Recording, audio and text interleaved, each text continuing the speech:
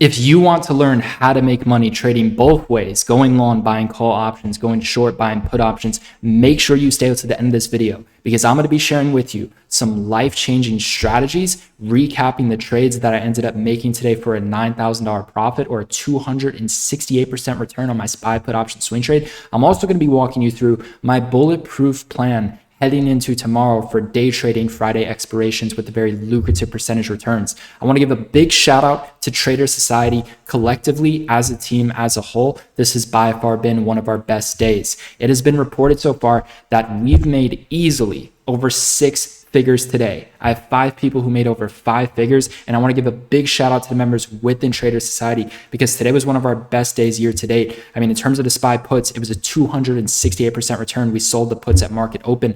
With that being said, big shout out to Vincent, making a $17,400 profit. Big shout out to Python's account is up 150%, making a $3,300 profit. Big shout out to GGGG, making a $700 profit. Big shout out to Casper, $10,500 profit. Big shout out to everyone. Guy, this guy absolutely crushed it, making a $10,600 profit on the put option swing trade, selling at the open, and then he ended up buying calls right after he sold his puts, making up a 438% profit return. I'm telling you guys, we got some very good traders in here and they're absolutely crushing it. And we've got some great self-sufficient traders in here who are not blindly following my alerts, blindly following my analysis. They understand how the strategy works. So within this video, that's what I'm going to be doing. I'm going to be teaching you how this strategy works, how you can trade both ways. I'm going to be sharing with you my trading plan moving forward. Do me a favor, make sure you smash that like button and share this video with someone you feel who needs, help within the stock market, who needs guidance in terms of price action and understanding how price action works within the market. Let's get right into the analysis. So in terms of my trades, it ended up being a $9,000 profit. So you guys know I had the SPY put options. With that being said, I alerted these. So in terms of the SPY put options, you could see right here. Let me scroll up here real quick. Let's see. So I ended up alerting these, yesterday at 2:09 p.m. SPY puts at $3.80. The strike was 425. The expiration was, February 25th. I'd correct that later on, and I held those overnight. And then I had a YOLO trade on Moderna. You guys know, do not hold through earnings. I've been back testing a new strategy, holding through earnings. Do not do it. I'm done doing it. Forget it. It's a coin toss. And the main lesson that you're going to learn from this video, besides price action, is going to be this right here: pigs get fat, hogs get slaughtered. This means those who work hard will get what they deserve. Those who try to gain something for nothing will not get very far. So if you just get in before earnings and you're just trying to gain something and not work hard, you're not going to be rewarded. There's no due diligence behind it. It's a coin toss. That's the reality of a situation. Even if you're right in terms of your due diligence, it can still go against you. And the same thing goes, and this is what we're going to be talking about, the same thing goes for this in terms of SPY. Why did I lock in profits at market open? Why did I state right here in the pre-market at 8:38 a.m. SPY has crashed to 411. My plan is to lock in 90% of my profits at open. Why am I saying that? Because I know this is a situation where the hogs can get slaughtered. And why is that? Look at the pattern. See how SPY is a green day right here. See how SPY is a green day right here. Then it goes down for 4 days straight. Then it goes down for 4 days straight. Compare this to this. What happens on the 5th day after, what happens, right? It has a crash at market open, it rips back and it goes green. Crash at market open, rips back and it goes green. That's a perfect situation for those of you who did not lock in profits, those of you who bought puts at open.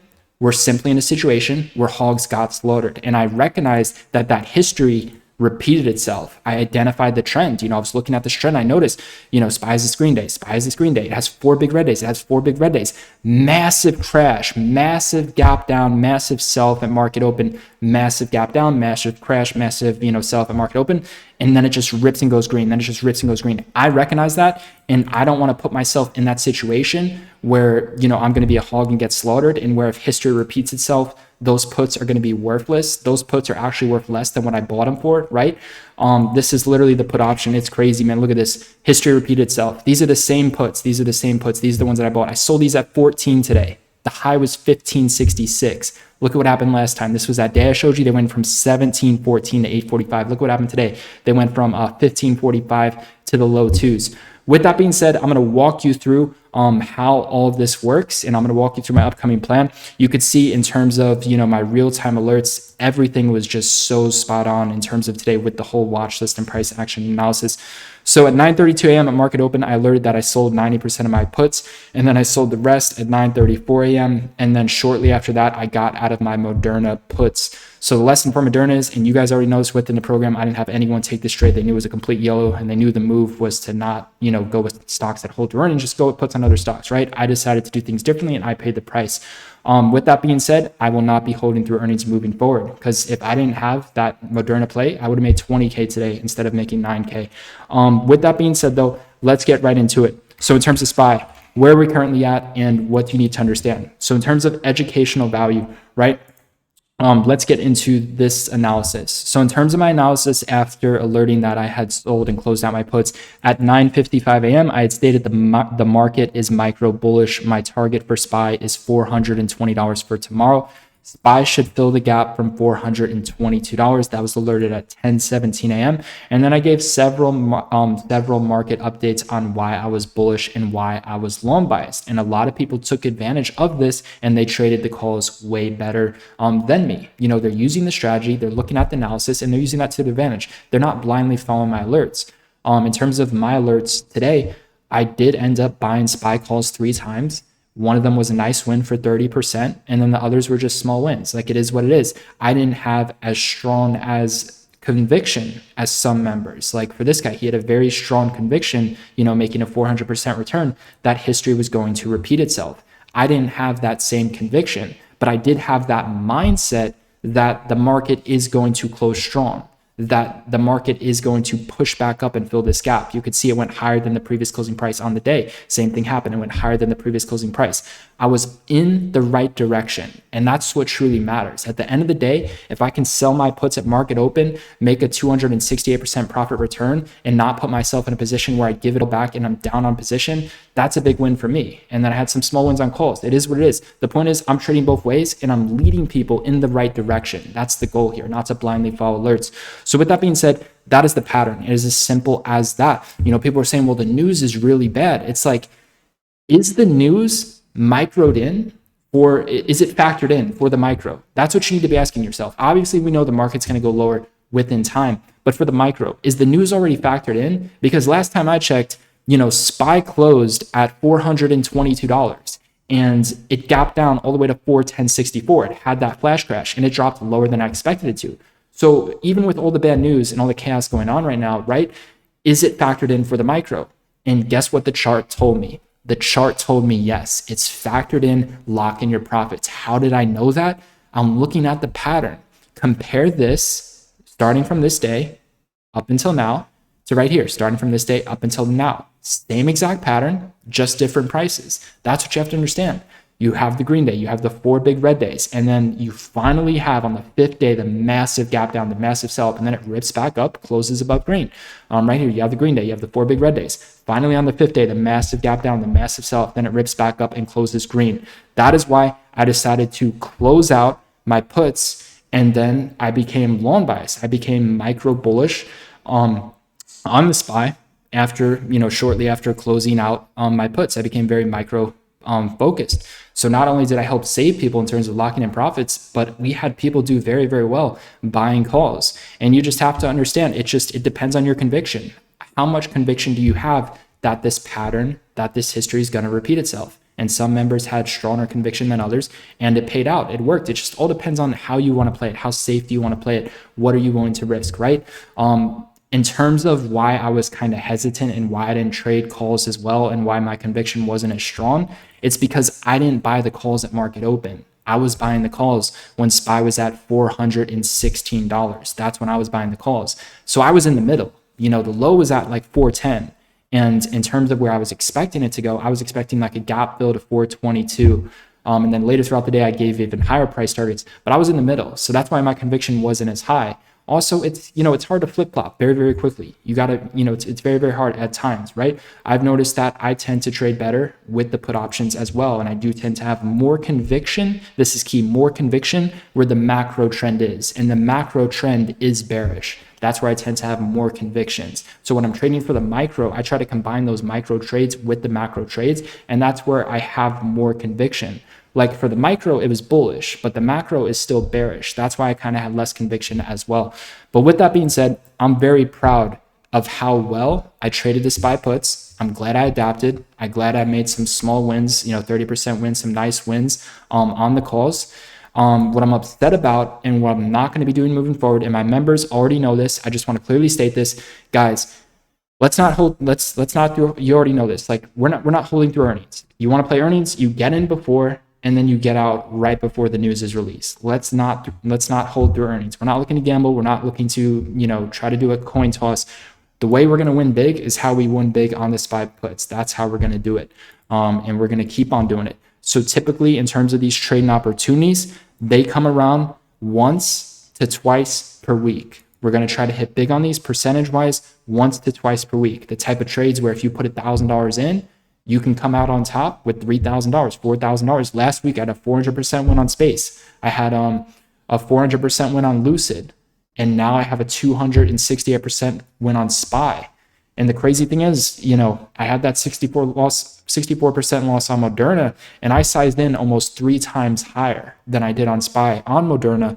But I won 270% on SPY, and it put me back on top for a 9K profit on the day. So with that being said, where do I see the SPY moving forward, and kind of why did I hold puts overnight in the first place from a technical view? It was purely based off of the pattern that I showed you throughout history repeating itself, and it's also understanding that this is a key level. This right here, this 427 to like 420.80, these are all key levels. If they crack and react as a resistance level, the SPY is going to flash crash. It's going to sell off very, very hard if those key levels crack. And you could see it was just nothing but forming new lower highs, nothing but resistance. Now let's talk about micro and macro possibilities. So in terms of my trade for the micro, if this pattern repeats itself, this is what can potentially happen. This is one of the possible case scenarios. So you can see right here, this is where, we're currently at in terms of comparing history. SPY had its big green day on its, 5th day down. SPY had its big green day on its 5th day down at market open. What did it do the next day? So the next day, so it previously closed right here at $439.84. The next day, it opened up lower than it previously closed. It gapped down and then it ripped back up to fill that gap. And then it started to sell off a bit. So my plan is very, very simple.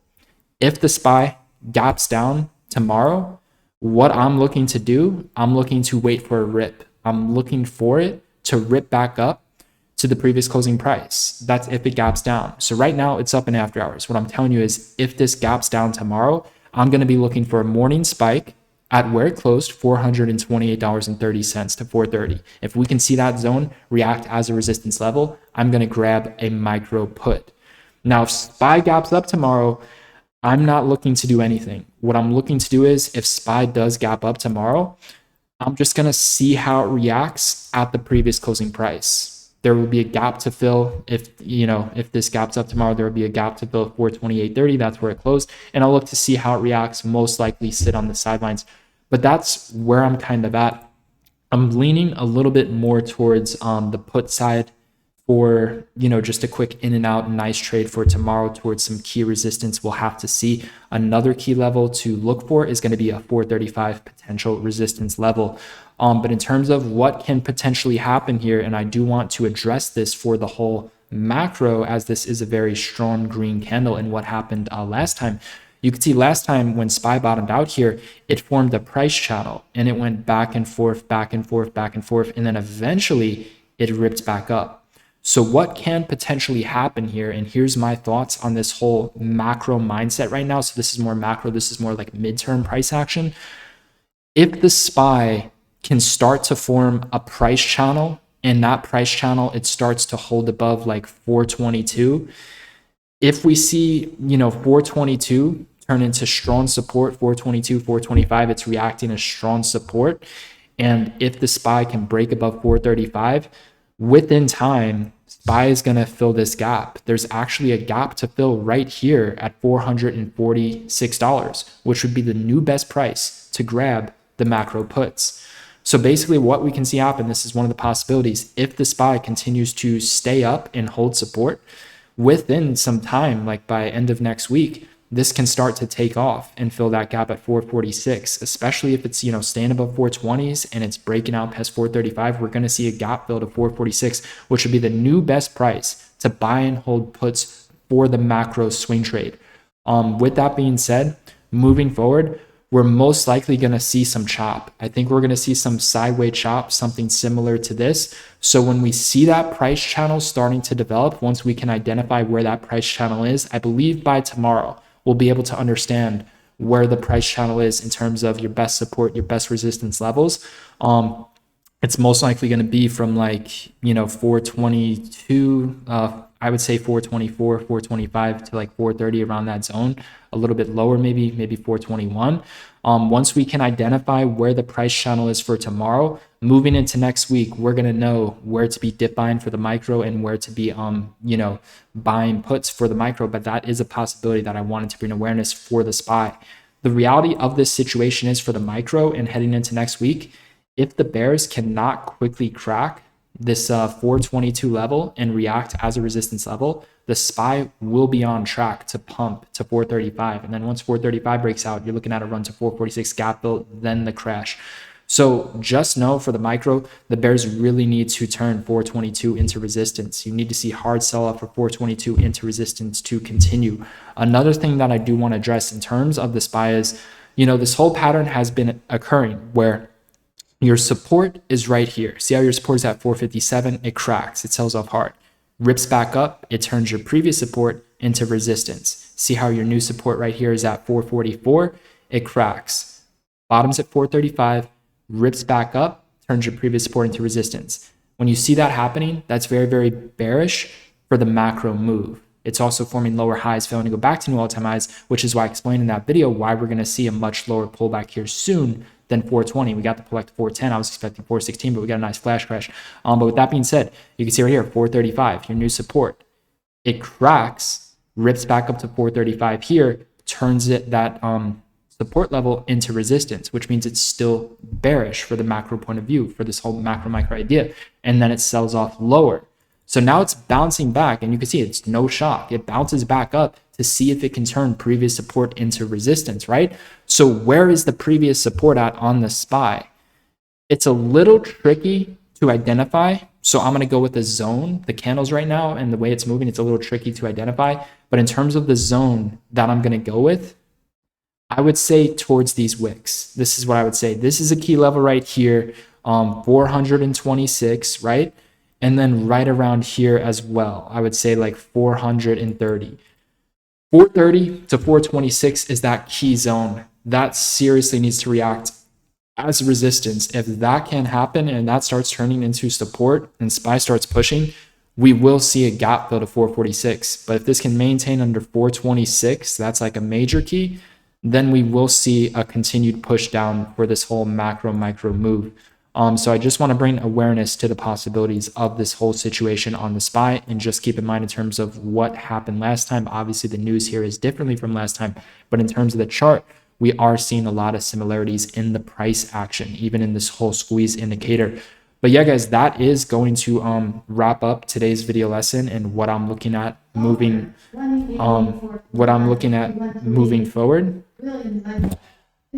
So with that being said, this is going to be wrapping up this whole video lesson here. So for those of you who are interested in joining Trader Society, where you can start trading live with me at Market Open, where you get my real-time stock analysis, my real-time watch list daily, where you get the real-time live trading session at Market Open, where you get access to not only me, direct message one-on-one, but you also get access to the members within the chat room, right? And the video lesson library. It is going to be that first link in the description. I'm looking forward to working with you guys. I will see you tomorrow live at Market Open. And that is going to wrap up today's video lesson.